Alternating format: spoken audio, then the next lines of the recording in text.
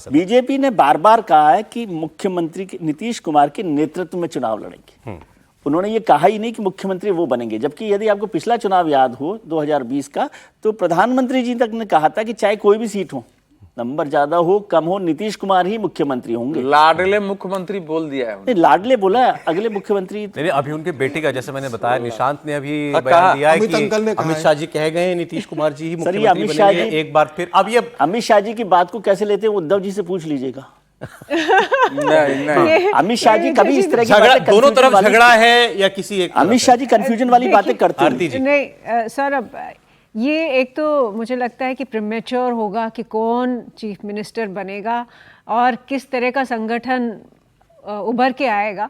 और जिस तरह से बिहार की पॉलिटिक्स चलती आ रही है, मुझे नहीं लगता है कि नीतीश कुमार अभी वो अपने आप को किसी भी एग्जिट मोड में वो देख रहे हैं।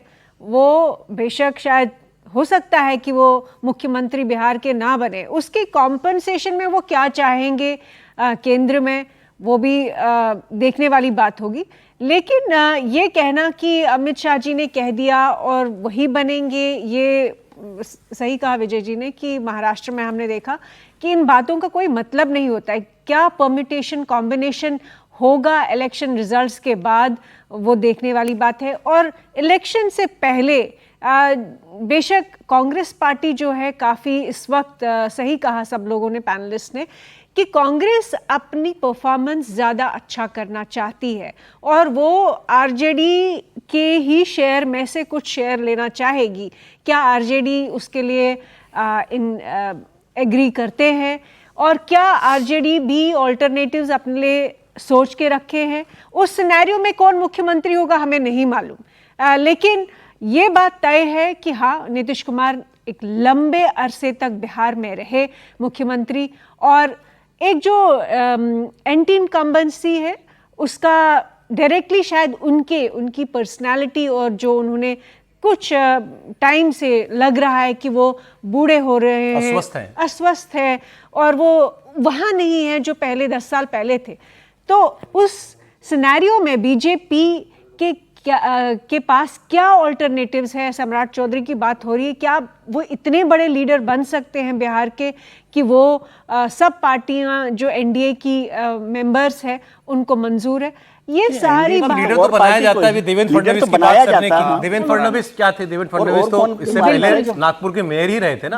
आपने उनको पार्टी का अध्यक्ष बनाया, फिर आपने मुख्यमंत्री। और पार्टनर तो कोई है ही नहीं जिनको मोदी जी तो कभी चीफ मिनिस्टर कौन बनेगा। नरेंद्र मोदी जी लेकिन मुझे लगता है आपको मानना चाहिए नीतीश कुमार जी की इससे कम सीटें नहीं होंगी 25 से 30 से। आपने मतलब आरजेडी की एनडीए की बात को मान लो, जो जेडीयू ने लिखा ना 25 से 30, वो 2025 से कम नहीं होगी सीटें। नहीं, ऐसा है कि ये तो एक व्यंग का विषय हो गया है। इस समय देखिए बिहार की जन आकांक्षा क्या है, पीपुल्स एस्पिरेशन क्या है, वो अगर आप देखते हैं तो आपको निष्कर्ष निकालना बहुत ही आसान हो जाता है। पीपुल्स एस्पिरेशन जो वहां हो रहा है कि पीपुल्स एस्पिरेशन ये सरकार कंटिन्यू करनी चाहिए, लीडर बदलनी चाहिए। वक्त के बाद जिस ढंग से आरजेडी कांग्रेस निकल के आई है और मुस्लिम संगठन आक्रामक होकर सड़कों पर है कि नीतीश को वोट नहीं देंगे, वोट देंगे, नीतीश का बहिष्कार करो, उससे बिहार में एक गैर मुस्लिमों के अंदर एक आलोड़न हुआ है कि हमको नीतीश के साथ इसमें खड़ा होना है, एनडीए के साथ।